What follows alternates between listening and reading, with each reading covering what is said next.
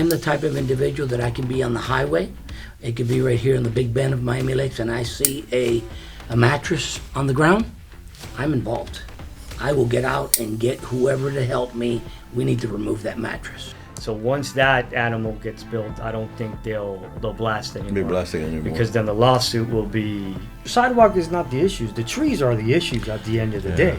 Don't promise something that you're not going to be able. Traffic is something we're not going to be able to fix. From the Vox Popular Studios in Miami Lakes, we bring you the Miami Lakes Business Podcast, brought to you by the Miami Lakes Chamber of Commerce.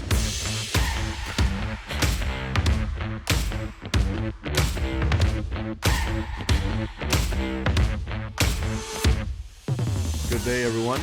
And today we have another special program. You know, we all know that elections are coming up in November. We all know the poor show that we had in the other elections, local elections that took place back in August.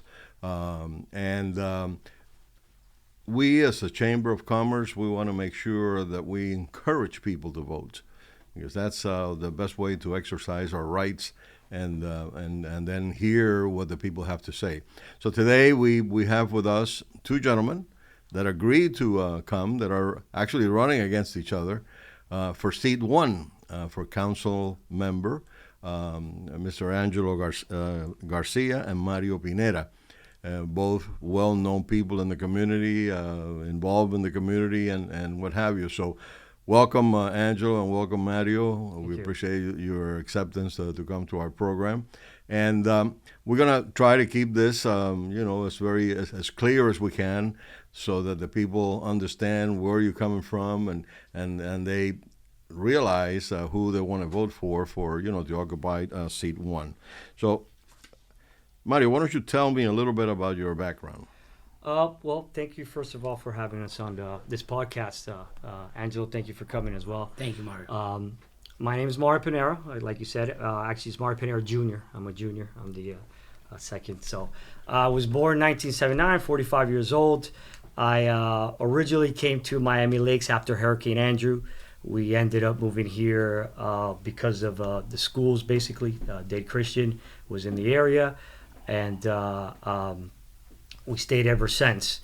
Had my family here, my parents live here, my sisters live here, my mother-in-law's here, so the whole family's here at Miami Lakes for over 30 years, let's say.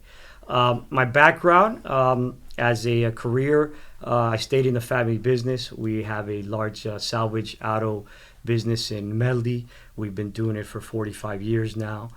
We do everything from selling cars to auto parts to exporting, anything like that. We manage over 40 employees. We had over 16 forklifts, and 9 acres of over 5,000 cars at one point.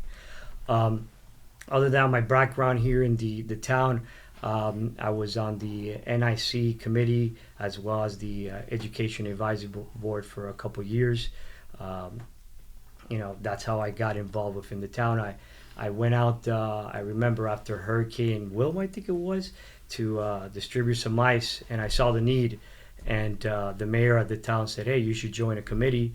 And that's how I got the ball rolling, with me getting involved in Miami Lakes and so on. And actually, to be in a committee, you have to be appointed by an elected official. Correct. Right. Correct. Mm-hmm. So I took out my family, through after the hurricane, and we distributed ice to, I don't know how many people we had. I have a truck, so we loaded the truck up and helped out as many residents as we could. And I felt great about doing things like that. And throughout years, I coached also through the football program and the soccer program and the baseball program. So I was always involved in the community.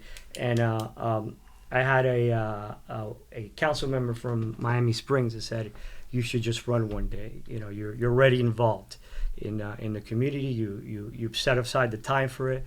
So that's why I decided to do it. Yeah. Okay, very good. Thank you. Very good. Angelo, tell us a little bit about also your background. Well, Angelo Garcia. Actually, mine's a pretty unique. I actually work for the Department of Transportation, DOT. I'm actually a road and bridge supervisor for the department. Semi-retired, but don't believe in retirement. I believe in keeping. Here. Huh? Basically, pretty interesting. My wife and I were actually looking for homes. We must have visited back in 2000. Actually, we were living in PSN, and we got rid of the home in PSN, and we said, well, let's look for a new home. And we went out shopping for we went to like 14 different homes, and I said to my wife, well, you look at the one in Broward, and then I'll come back and we'll see the one here in Miami Lakes. And we kept, and all of a sudden I said, so which one do you like? She says, we'll take the one in Miami Lakes. And ever since, we've been living here since 2000. I've been engaged. I want to say that I've been engaged in Miami-Dade County, not since 2000, since I've been living here in the town. I feel that I've been engaged with Miami-Dade County for as long as I can remember. I'm the type of individual that I can be on the highway. It could be right here in the Big Bend of Miami Lakes, and I see a mattress on the ground. I'm involved. I will get out and get whoever to help me. We need to remove that mattress. Whatever it takes. Whatever it is out there, trees. Also, as I mentioned, I've been involved with the Blasting Advisory Board on and off for about 6 years. It's been a tough one, but we will become victorious. The time is coming. It has been a very challenging job with this Blasting Advisory Board. And as you know, like you said, you have to be appointed. One of the council members, when they decided to say, Angelo, we see that you're active and so forth and so on, why don't you join the Blasting Advisory Board? And that's pretty much it. All right, very good, very good. Let's talk a little bit about your platform. You're both running for the same seat, seat 1. The other 2 seats were already elected with no opposition, which is J.C. Fernandez and Steve, right? Stephen Hirsch. But you guys are gonna, want to let the people know why they should vote for you. So let's start with you, Mario, and tell us why the people should vote for Mario Pinera. Well, one of the reasons that I think you should vote for me is my platform is 3 major goals. One is responsible budgeting. I believe that our budget needs some reforming, some tweaking. We owe it to our residents that are hurting throughout the times to go back to the budget and adjust it in ways that we're thinking about the residents first. That should be our major goal. We should always put the residents first when we do everything. Second platform that I running for is safety. I think that we live in a beautiful town and we have to keep it safe. We have to allow our police officers to have the resources that they need, the man on the ground that they need, and like I said, the resources are the most important part of it. Police have to do their job. We have to keep our town safe. We're bordered by several other towns that their safety might not be the greatest, but we have to keep our residents safe at all times. The third, is keeping our town the small feel of Miami Lakes that everybody loves. We have a small town feel to our community that I think brings the outside members to it, the people that want to live here. They love that small town feel. We have to keep it. We have to have a balance between small and growing. And that's something that I think that we could focus on, and I hope to focus on as well. Okay, all right. Anything else? No, that's my major points. Okay, 3 points, all right. Mr. Garcia? My platform is very simple. I started it when I ran in 2022. And I like to start something, and I like to end it. And I have videos to prove it. There are about 4 elderly people in the actual west side, in the area of Barbara Goldman, in that west side area, that have fallen, that have tripped on sidewalks, that have decided not to sue the town for whatever reason, but that have fallen. I have been working on that issue since 2022. People ask me sometimes, Angelo, are you going to change that conversation of the sidewalks? No, it's actually going to get more intense, because as I'm walking, I'm seeing more sidewalks that are going to be putting us at danger. So that one is something that I'm going to be working on all the way. I don't start something that I don't finish. The other one, the other topic is actually we have a serious issue with traffic right here at Bob Graham Elementary, close to where I live. I've been getting a lot of complaints from people that you never even hear in 20 something years. I've never put nothing on social media, that are really at the point where they're really saying enough is enough. So basically, I'm going to try to work a little bit here and there. A lot of people say, and I'll get back to the school, oh, when they run or they promise, they go knocking on doors, they promise the residents things that they'll never be able to deliver. I've seen them say, or I've heard them say, oh, I'm going to put speed humps. And at the same time, I'm going to lower your taxes. And I'm going to fix the problem with traffic. Don't promise something that you're not going to be able. Traffic is something we're not going to be able to fix.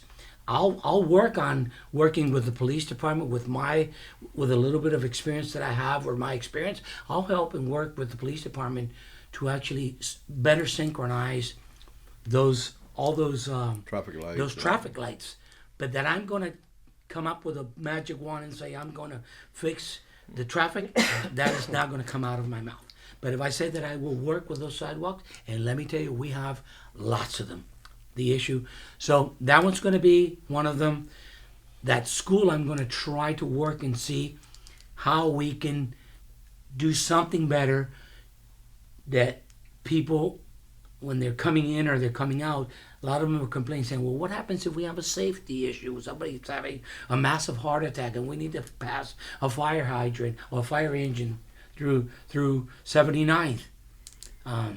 They can't, because all these cars are in the middle of the road. Mm-hmm. So that's going to be another one. As you know, I've been involved with the Blasting Advisory Board. That's something that I will also work tireless until we literally get some type of end result. It will happen. What do they say? There's a saying, there's an old saying that persistence pays. Well, I like to call it persistence breaks the resistance. So I will continue working until something happens with the issue of this blasting. As you all are aware of, this blasting issue has been something very challenging. Yeah, okay. Homes are coming apart. Huh? Oh, absolutely. But we're sending the message. We've been sending it out to them for quite some time, and hopefully we'll get them where it hurts before they leave. The rumor is that they're going to be leaving the Sun Belt by 2027. By 2027, they've destroyed half of the Miami-Dade County and in northern Broward County and parts of other Dade County. But it's a tough one. So that one is that we're going to put some time and continue working on it. So that the people, get to familiarize themselves a little bit more with the blasting situation. All those blasts are coming from west of 75. Is that what it is? That is correct. Those peak. That's where the quarries are. That's correct. It's majorly one quarry that's doing the one major. Quarry that's doing the major job. There's about 5 of them, right? Fred, pretend you have 5 children, and 4 of them decide to listen to you. You send them to Harvard, Stanford, and they all become great children. But there's one that's the black sheep of the family. He decided he doesn't want to listen. That's what one of those quarries are. And that's the one that's causing everything. That black sheep. And apparently has some influence because oh, yes. they're still blasting. Yes, they do. But My theory against that is that sooner or later, like you said, they're going to be leaving. The mall has to come through. That property's been bought by Mall of the Americas, and they're going to have to build sooner or later something. So once that animal gets built, I don't think they'll blast anymore. Be blasting anymore. Because then the lawsuit will be a lot greater than the Right. lawsuit that we could place. Right. That's been, I think, I think the issue is that they're trying to count the days that they have till breakthrough for that to happen. I'm sure they're trying to make as much money as they can in the Correct, meantime, correct, and correct. you know, They don't call it white gold until for a the reason. door Yeah, closes. yeah. yeah, basically, as Mario said, and the owners of that property are saying, we're not going to build this massive mall here for somebody to come and destroy it. So they're waiting until they get ready to deploy, and then they'll start I see. building that mall. Well, I think that the issues that you and Angelo and you, Mario, are running on, I think are very, very good issues. People that they're concerned. The safety is every people want to believe in a safe place. The budget is something that is always important. Maintain a balanced budget. Now, the way the federal government does it, that they keep just printing money and spending money like if the federal government was a private entity, they would have been in bankruptcy A long time a ago. long time ago. They would have had to file for bankruptcy. Small town flavor, I think that's something that that we all like, that we all enjoy. Those of us that have lived here for a while. Sidewalks, no doubt. Sidewalks is something very important. Our trees are beautiful, but they do break. Our sidewalk is not the issues. The trees are the issues at the end of the day. And in order for us to we have to find a balance. The canopy or the sidewalks, or we got to change the trees that we plant within the town. The type of trees, maybe, correct. that won't break the concrete. Correct. That's one issue. And that's a great topic that you talked on. When I say we, the town knows that when they plant new trees, especially oaks, live oaks, they are to be using root barriers. I found the other day there's 4 of them babies that were planted, and there's no Without root barriers, barrier. So why don't we learn from all the mistakes that people, because we have oaks here that are probably 40, 50 years old. Oh, yeah. Okay, so if somebody would have thought about putting a root barrier, and not some plastic root barrier like I have, a root barrier that I have an ID on, that's made out of a certain material, that those roots will never do anything to it. That is exactly very true. The roots are the ones that are destroying our sidewalks. Yeah, and also not just the sidewalks. I mean, a lot of consequence of the roots is the pipes. That's right. They're going. Drainage. That's right. As I've been walking, I've had people say it goes into my storm drain. Yeah. It goes into my Comcast. It comes into my homes. Grows everywhere. That's right. So that's another issue that we also that I will be working on. So I want to just say something real brief about myself. And this I tell to the whole entire town of Miami Lakes. If they give me 3% of their trust, I will earn the other 97. And that's the bottom line. That's a good message. You want a final message there? I mean, if the town gives me the opportunity to represent them, because at the end of the day, we're servants of the town, is what we'll be. Like Angelo said, I'll earn the 99% of their trust if I can. I'll do the walking. I'll do whatever I can. My phone is always open to them. One thing that I've always done is no matter the time or the place, I'll stop what I'm doing to help you out. Everybody in this town knows that whatever you need, I'll be there. There's even if it's ducks on 87th that need some help, I'll be there helping the ducks. But yeah, if the town gives me the opportunity to represent them, I promise to listen to them and always put their best interest and not my interests forth when I represent them. So thank you. I think that the town, the people of Miami Lakes will be well served with either one of you, concerned citizens. So it's up to the people to decide come November 7th or No, 5th. November 5th. November 5th, which is also the presidential elections, and very important election. So for the whole country. So I wish you both the best, Thank you. and thank you for being here and being so pleasant. Absolutely. That's what Miami Lakes is all about. I always say that Miami Lakes, is a harmonious town. We like harmony. We don't like discrepancy. We had our period of discrepancies here, a few years ago, we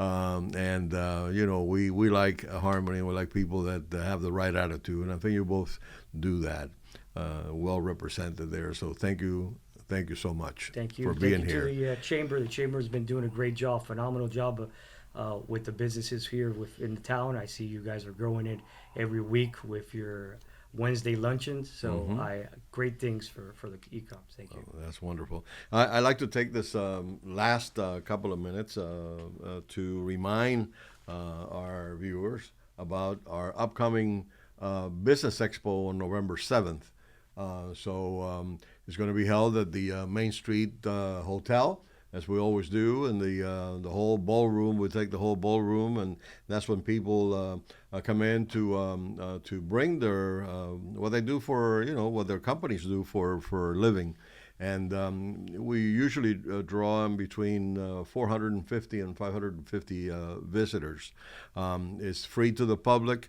We have a lot of entertainment and music and no dancing, but we do have a lot of entertainment and prizes. Every sponsor that participates in the expo, they all have take part in a raffle, and they all bring something real good to raffle among the people that are there. So I invite you guys to to be there as well. Thank you. To celebrate. One of you will be celebrating, I'm sure. After that. So so again, thank you so much for being here, and until next time.